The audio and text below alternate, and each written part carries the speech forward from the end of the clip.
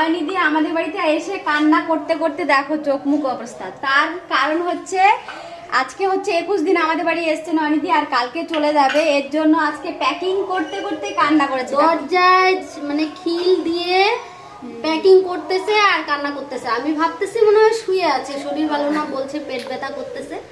যখন আমি নক করে ঢুকলাম দেখি কান্না করতেছে। দেখো চোখগুলোর কি অবস্থা, ব্যাগ গুছাচ্ছে আর কান্না করতেছে। তো এটা সবারই হবে, এতদিন যখন ছিলাম আর যাওয়ার আগে এটা হওয়ারই কথা, কারণ একটা অন্যরকম মায়া হয়ে গেছে।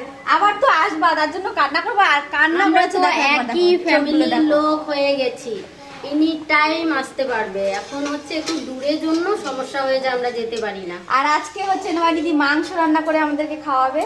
নয়নিধি হচ্ছে টেস্টি মাংস রান্না করে, তাই আমি বললাম যে আজকে লাস্ট আমাকে মাংস রান্না করে খাইয়ে যাও, তোমার জন্য আমি এত গোলুমলু হয়ে গেছি।